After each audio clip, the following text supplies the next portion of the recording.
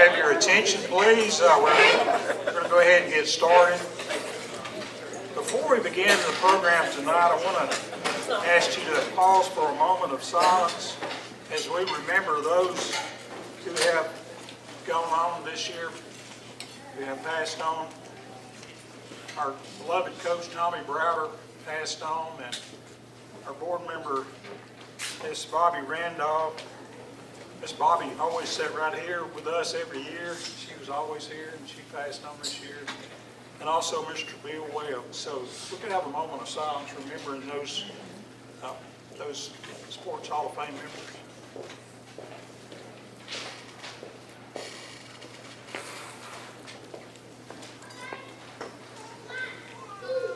Thank you. Again, I want to welcome you to our program tonight, and I appreciate you being here. We have some folks that this may be your first time to be in the Roundhouse. If it is, raise your hand. So welcome to the Roundhouse. It's quite a place here that we've got. It's been here over 50 years, and we're proud to call ourselves Bobcats. And so we're going to see some real special Bobcats tonight, and we want you to sit back and relax and enjoy the evening and appreciate these fine people that have really made great contributions to McNairy Central sports history.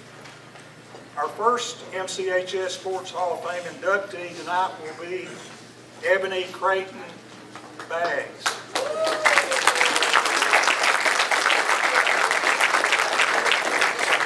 Ebony is a member of the 2000 Bobcat team that were district champions, region champions, and made it all the way to the sub-state. Ebony was all-district, district MVP, all-region, region MVP, and a member of the Jackson Suns All-West Tennessee first team. Ebony played Division I basketball at Southern Illinois University and graduated with a degree in business administration. Ebony and her mother, Charlotte Creighton, who's here tonight, will be the first mother-daughter inducted into the Sports Hall of Fame.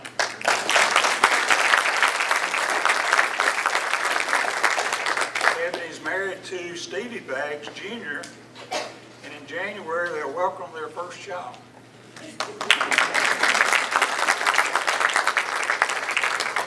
Stevie asked me earlier, was Ebony as good as she said? She was. I can attest to that because I went to every game when she played.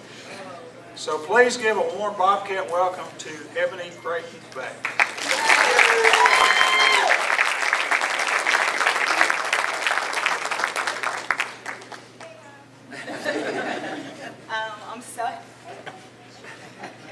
I'm so happy to be here. First, I just want to say thanks to the Hall of Fame committee for having me here today, for thinking of me, for choosing me to be a part of this day. I'm forever grateful and thankful to be now a part of McNairy Central Sports Hall of Fame. I also just have to give thanks to my family who's here. First of all, my husband, Stevie, thank you for being here. My mother-in-law, who traveled here from Atlanta. I love you. I love you too. And Stevie's sister, Micaiah. My aunts who are here, who have supported me since day one, been there since day one. Thank y'all. My church family, who's here. Thank y'all for being here. My first cousin, my favorite teammate of all times, Erica, is here. And all my little cousins, my brother Skylar is here with my sister-in-law Fallon, my beautiful nieces. And last but not least, absolutely not least, my parents, Charlotte and Paris. I let them last on purpose. I just want to say I love you both, and you guys have been such great parents to me. You've been there for me throughout my whole basketball career. Never missed a game, whether it was summer league, home games, away games, tournament, it didn't matter. You guys were always there, and I think we take that for granted a lot of the times, but now I look back at it and I realize how important it was, so thank you guys. can't go any further without talking about the best, the legend, the one and only Coach Lott.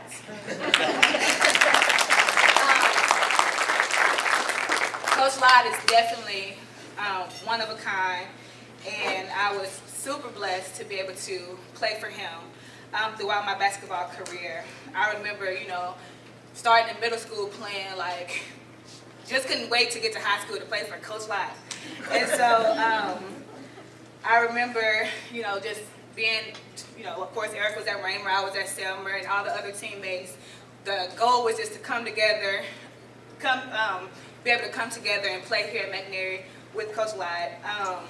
So we get here as freshmen, and I think everybody kind of expected a lot from our class. We got here, we killed it. Our freshman season, I believe we went undefeated, right? We had a pretty good season. I think we made it to sub-state as well, just as far as the varsity goes. And most of our freshman team actually played for varsity as well. So we came ready. Erica, Mary Beth, Jill, Sarah Beth, I think Carnisha. If I miss anybody, I'm sorry. But I think, I know for a fact that we was probably one of Coach Lott's favorite classes. Right? Would you agree? I'll take you back. Okay. So then, of course, sophomore year came. We had a great season. Made it past district, got to region, lost by a buzzer beater in Lexington. That was like a crazy year. Junior year came. I think this was a year everyone was expecting us to go and make it to state. That was probably one of the worst years that I've had when I tore my ACL in December. So I missed basically most of my whole junior year when I tore my ACL. However, my teammates were there to support me, and I was still there supporting them and cheering them on, which made it all better.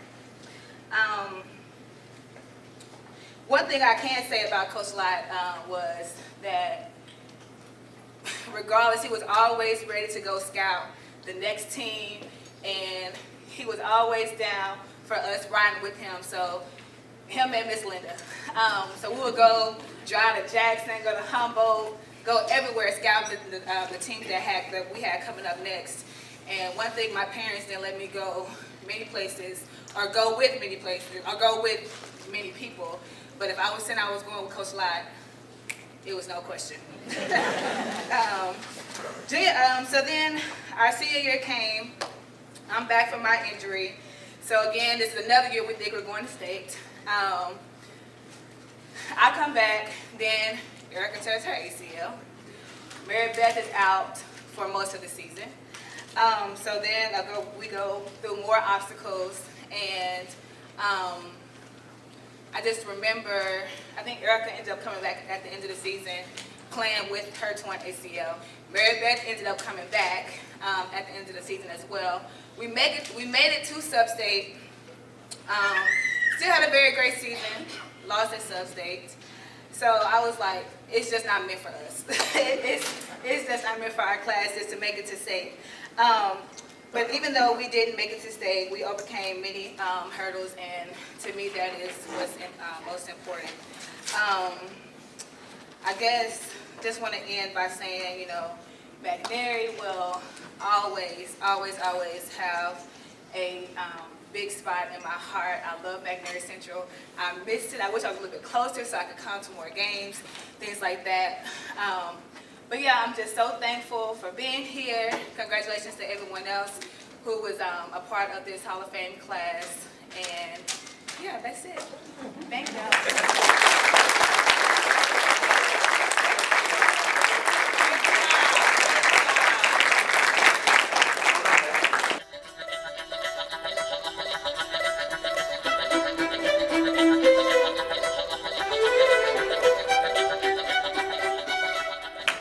Congratulations to one of the greatest Bobcats ever, Ebony Creighton Baggs.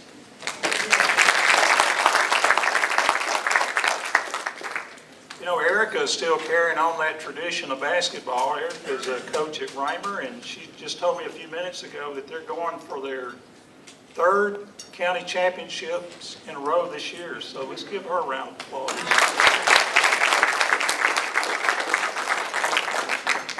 Our next inductee will be Danny Hendricks, class of 1972. Danny is inducted as a contributor. An avid Bobcat fan, Danny was at the first basketball game in 1969. And Danny, I was there too, so I played. That's been a day or two. Danny has attended thousands of games since that time.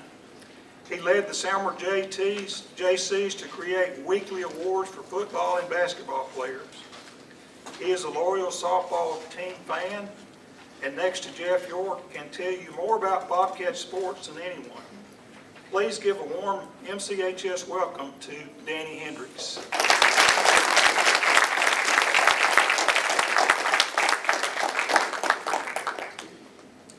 Thank you, Mike. First of all, I'd like to thank the committee for this honor. It was so unexpected, but I am so very appreciative. I'd like to congratulate the other inductees tonight, all very deserving.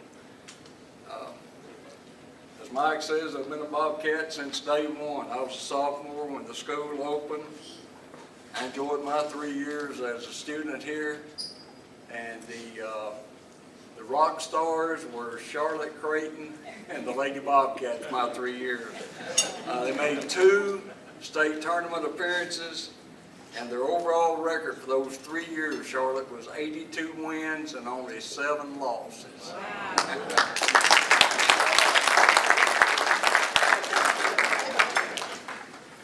In the mid-'70s, as a member of the local JC chapter, I started a project to recognize our football and basketball players with by presenting Player of the Week and Player of the Year. It was a project that I headed until the mid-'80s and through my year as president. As I've attended and supported all the programs here through all the years, and then from 2008 to 2010, we had our True Blue radio show, and once again I was selected to pick the State Farm Player of the Week again.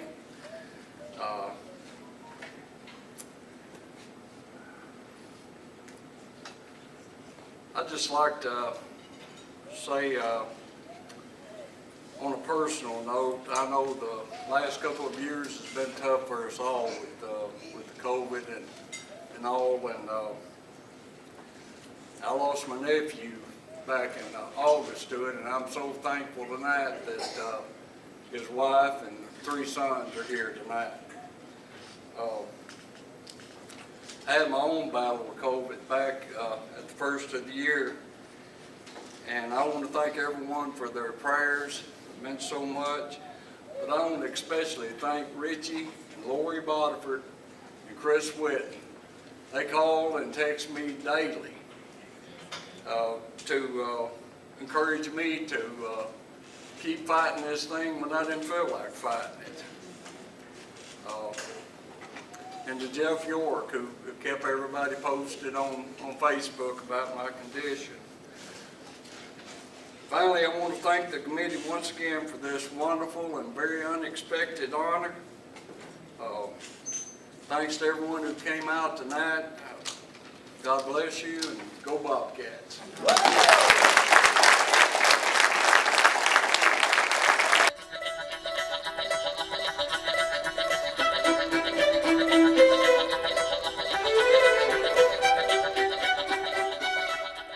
Just give Danny a round of applause.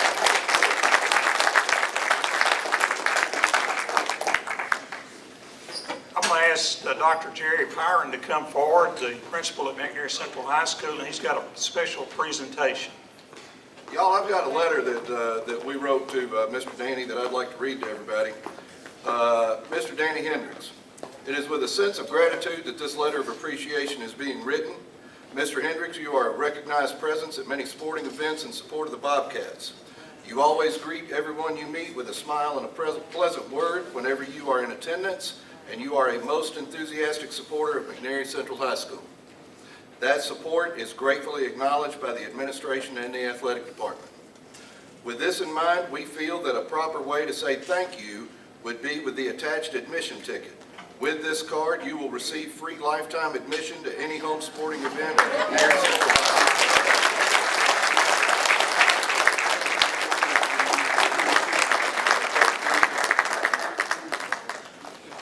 Congratulations, Danny. That's a pretty good deal right there. Our next inductee is Brian Robinson, class of 1997. Brian was a member of the 1996 team that made it all the way to the state tournament. That's the last basketball team in MCHS to make it to the state. Brian was one of the most dominant post players to play at MCHS. His senior year, Brian led all West Tennessee in scoring with a 23-point average. He is a member of the 1,000-point club and scored 1,421 points while playing for the Bobcats. I know that Coach Brown could always count on Brian to give him that score in those tight games. He can make much taller players look foolish trying to stop his post moves. Brian now lives in Scottsdale, Arizona, where he operates basketball academies and teaches young people the game of basketball. Brian's not able to be with us tonight, but Coach Jim MacArthur is here to accept the award on Brian's behalf. Coach MacArthur.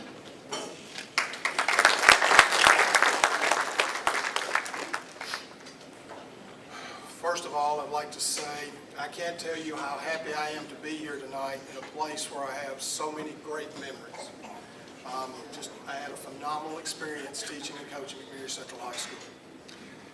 I'm humbled and honored to be here on behalf of Brian tonight. A little over a year ago, I received a phone call from Brian. He let me know he was being inducted in the McNairy Central Sports Hall of Fame and asked if I would present it. Of course, I said yes, and I may have broken down and cried a little bit. Well, unfortunately, due to COVID, last year's ceremonies were postponed, and unfortunately, due to scheduling conflicts, Brian and his beautiful family aren't able to be here tonight. He asked me to accept for him, and again, I said yes, and probably shed some tears. Thanks to Jeff York, many of you may have seen some of the details of mine and Brian's relationship over the years. Brian and my wife conspired for a reunion over the summer. I still owe them for that. Brian, his family, and our relationship are extremely important to me.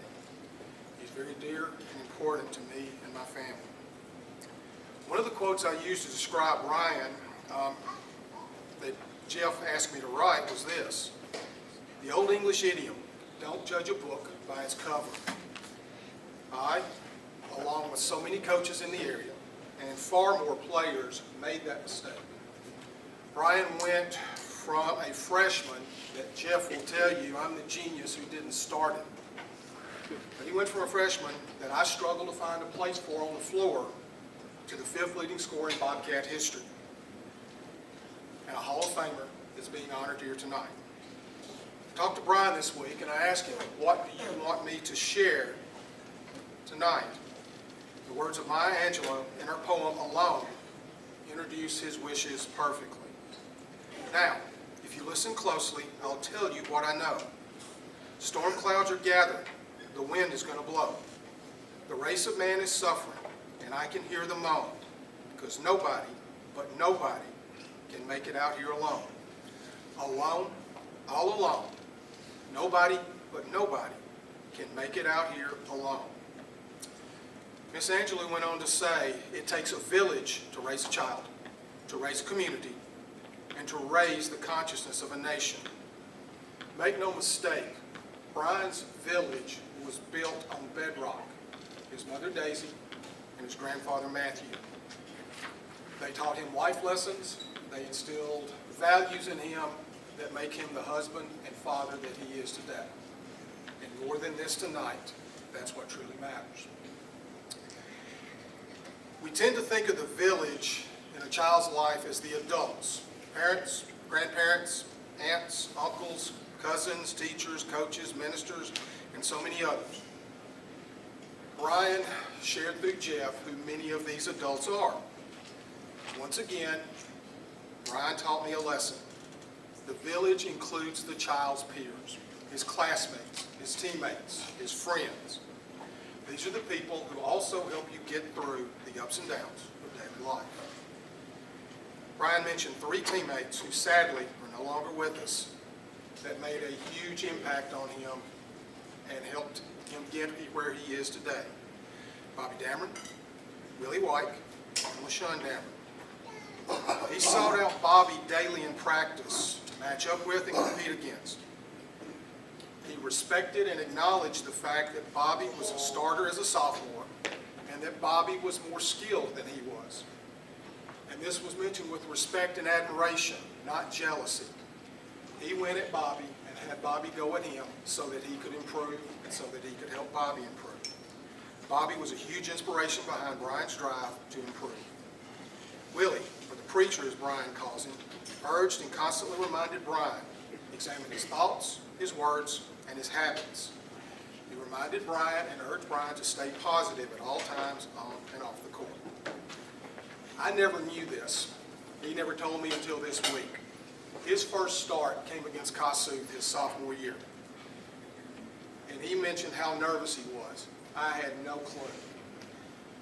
LaShawn, since this, gave him a big bump during pregame introductions and told Brian, "You got this." Brian fed off LaShawn's belief, faith, and energy to score 25 points in his first game as a starter. Going forward, his bumps with LaShawn were part of every pregame ritual. On behalf of Brian, I say thank you. I would truly wish Brian were here tonight. There are three things I would like to tell him. Son, thank you for this opportunity. Congratulations, you earned this. And son, I love you.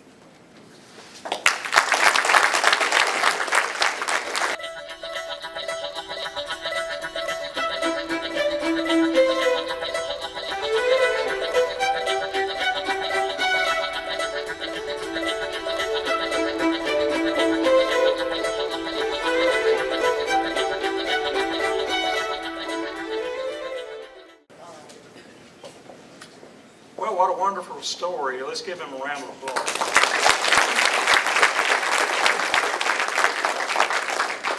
Brian's a really good kid. He grew up with my son Josh, and they played baseball together and basketball together. They're part of the 96 team. And such a wonderful kid. We used to call him Bubba. I don't know why. I don't know where that came from, but we called him Bubba. And when he was younger, Adam, and you'll appreciate this, he was bigger than most of the kids his age, and I was a coach on the baseball team, and Brian could throw the ball faster than anybody. The only problem was you never knew where it was going to go. We played at Mickey one night, and Brian was pitching, and he hit 6 players in a row, and the mama started hollering and said, "Take him out." And they said, "Take the coach out." So it was fun times, but I'd like to see Brian again. He was such a good person. Our next inductee is Adam Ledlow, class of 2003. Adam was a standout baseball player for the Bobcats, earning several school records, which includes most wins in a career, 23, most strikeouts in a season, 105, most innings pitched in a season, 84. Career records include most strikeouts, 278, most wins, 23, most games started, 26. Not only could Adam pitch, he was an outstanding hitter. As a junior, he hit .315. His senior year, he hit .381. Adam's mom said that Adam started throwing things at an early age. Things like rocks, crab apples, and anything he could find. This caused her to have to pay for many windows and doors. And a couple lamps along the way, I think, as well. After high school, Adam signed and played with UT Martin and was an outstanding pitcher. Adam pitched against number 1 Vanderbilt and number 13 Kentucky. He threw his fastball in the mid-90s and after college was invited to play developmental baseball in New York.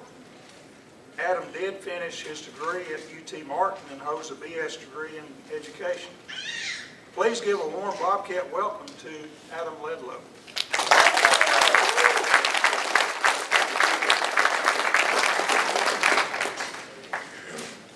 Thanks, Mike. Did a good job with that.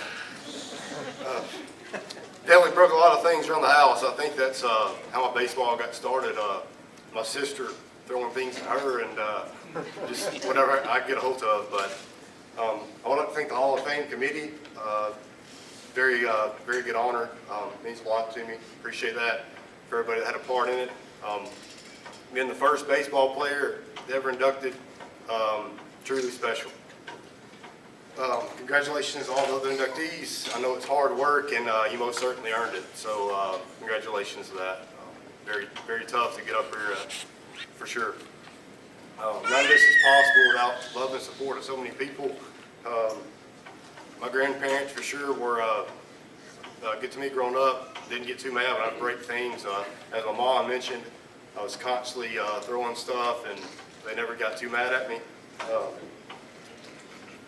Lots of aunts and uncles here. My Aunt Cynthia, she's here tonight. My Aunt Bunny, Uncle Stephen was a big part of my baseball. Helped me a lot along the way. Always looked up to him, good role model growing up. Uncle David followed me all along the way, whether it be Little League, high school baseball, college baseball. He seemed to always travel with me and support me and watch me pitch, so it means a lot. When Jeff York called me, one of the first things he asked was, when did I realize I was a good hitter? And I was like, I never really realized I was a good hitter. I think they realized my sister was the better hitter.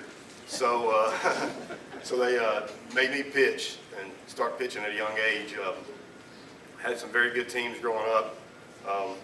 I thank my sister for sure for pushing me hard to be a better baseball player and person in general. She's always had my back, and I appreciate that. Brother-in-law Stacy, niece, nephew, teammates. Got a couple here tonight. John Austin and Will Shelton, two of the longest teammates I had. John grew up with me at Mickey playing, and then we got to Raymer together. Met Will and Coach Shelton. I know other than my dad, he was the first coach I had when I was younger and knew more about baseball than anybody could imagine. He was a very good coach. I remember one time on the pitcher's mound, we had a little situation. The umpire didn't know what was going on or a rule or something, and they even come out to the mound, and Tommy Riley had come out, and they were arguing back and forth, and Tommy's like, well, I've got the rule book right here.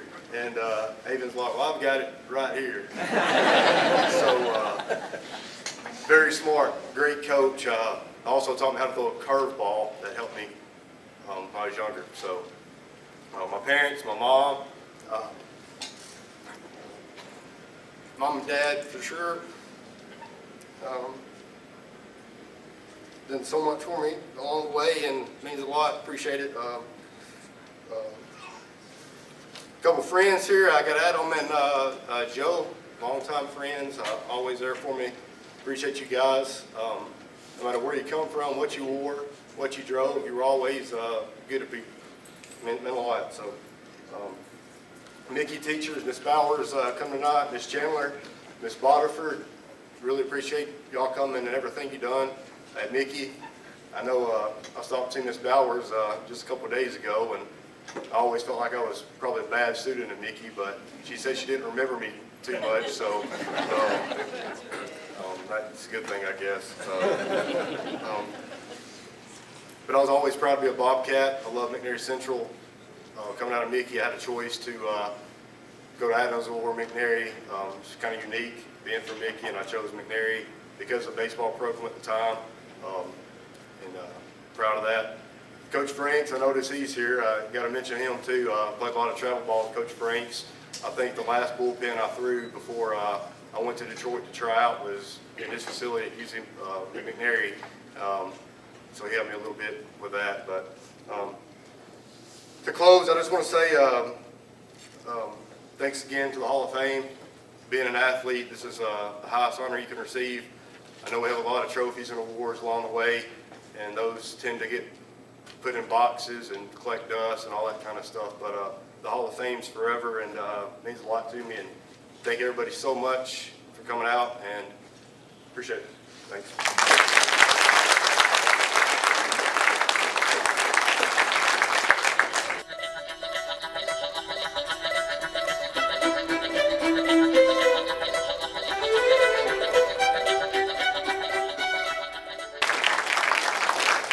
Congratulations, Adam, and all your family.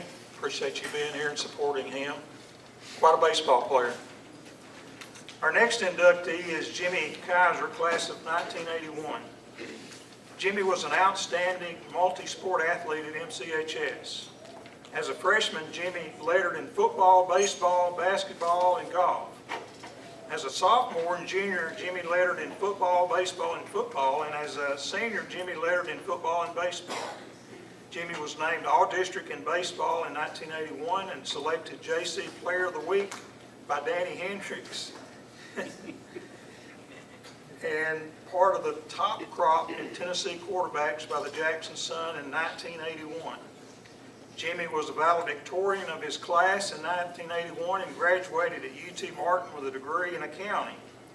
Jimmy now lives in Germantown and presently serves as CEO for U.S. Foods, a national food service company. Please welcome Jimmy Kaiser.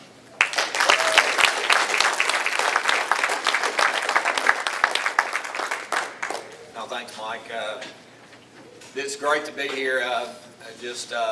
Congratulations to all the other, Ebony, Danny, Brian, and Adam. It's such an honor to be here as a part of this recognition as Bobcat Forever. I was shocked when Lisa called me. I'm like, what? I'm like, there's so many great athletes and players and coaches that do this, the Bobcats. So it's like, I'm honored, and then appreciate being a part of all these individuals and teams. So this is like 40 years ago, right?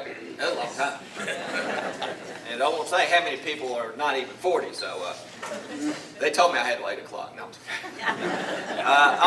I'm waiting my thank yous till the end because, it is, so I'm not forgetting about folks, but just kind of take you down the path of, I started out on the sand lot behind Selmer Junior High.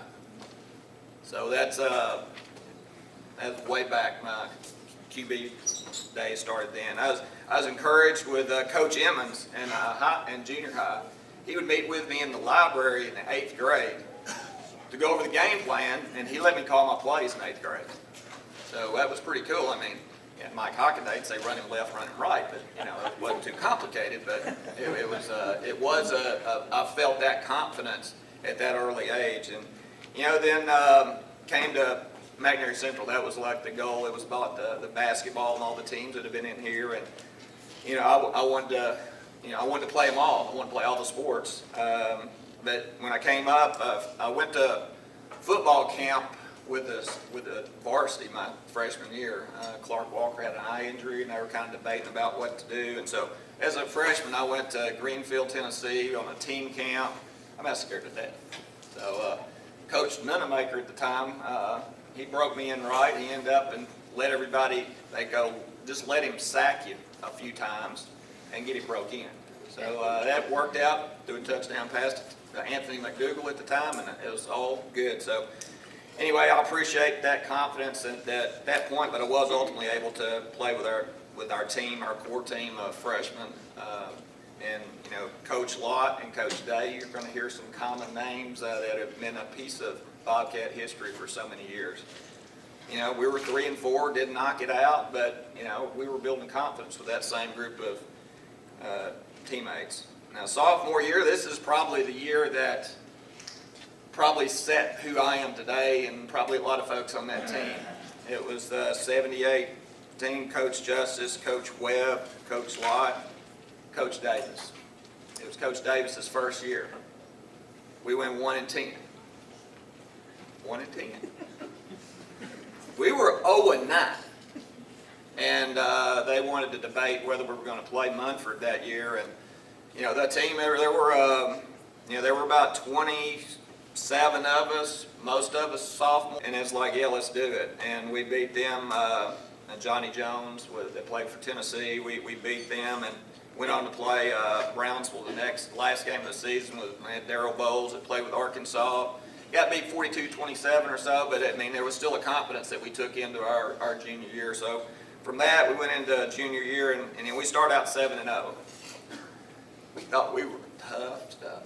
You know, and I'll tell you the most meaningful moment coming out of that field house, coming out of that stadium, and the crowd going, whoo. I mean, it was rocking. 7-0.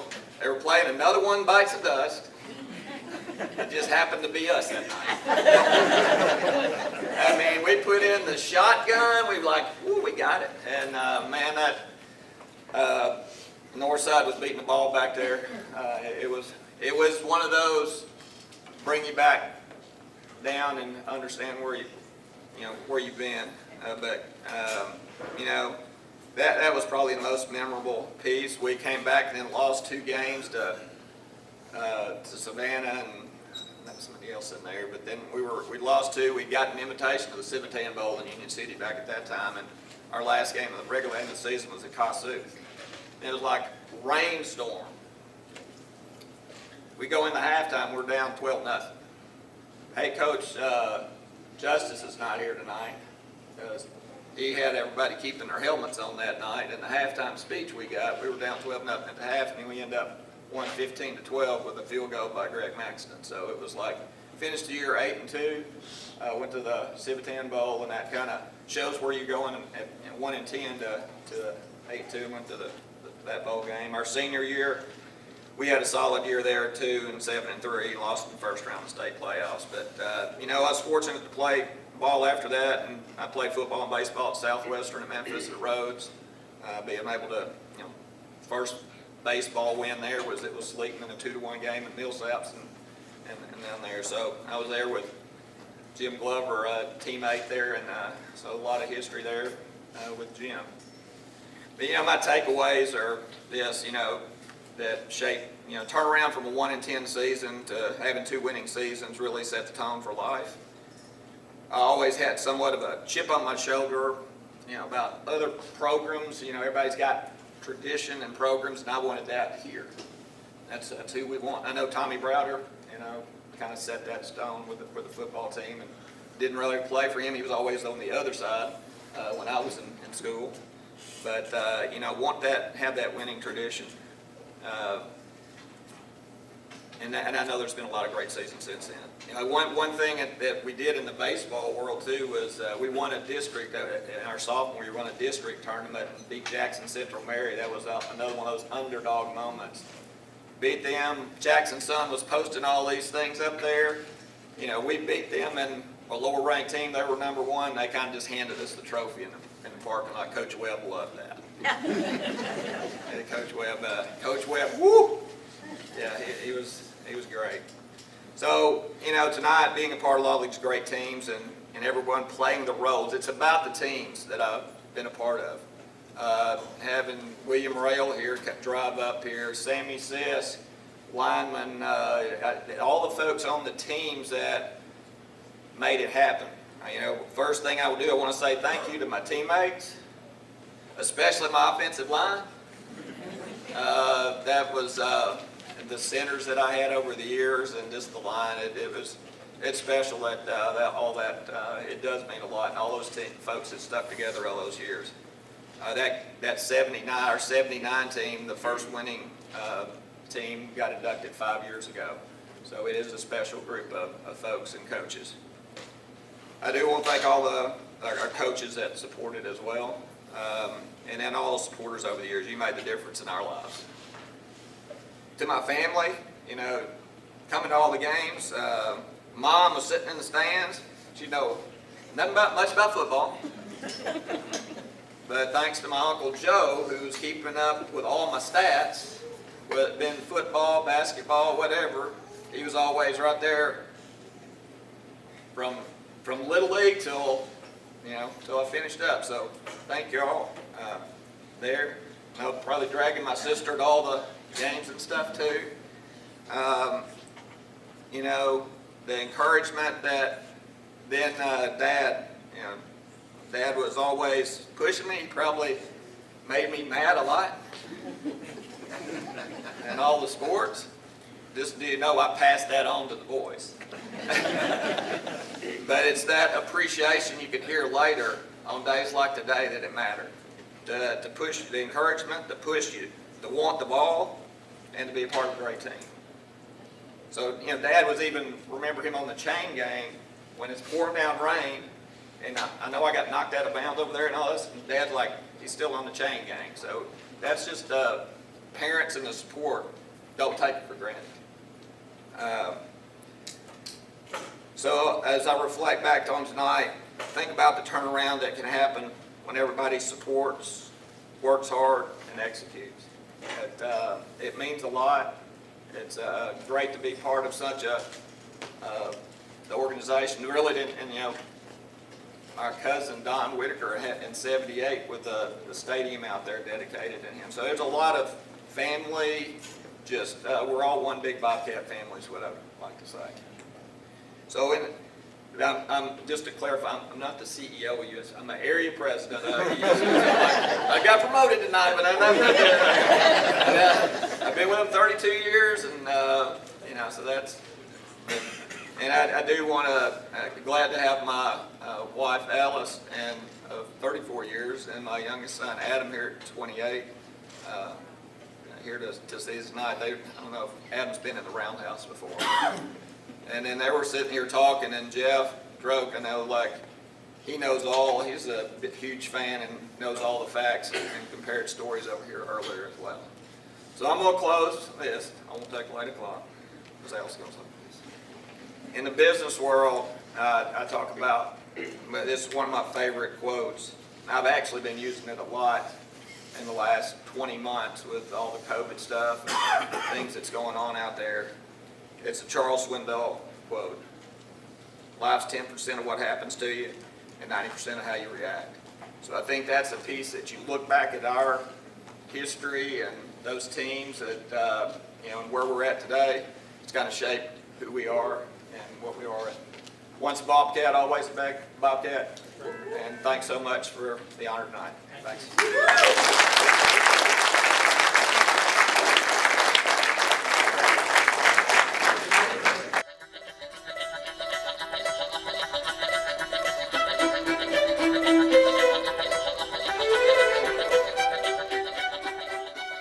I think you need to be CEO.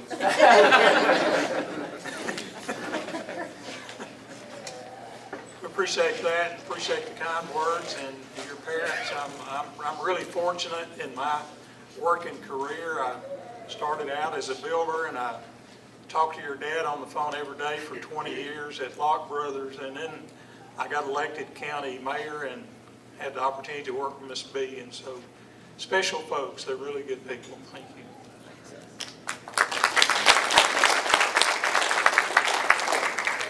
I want to thank our sponsor tonight.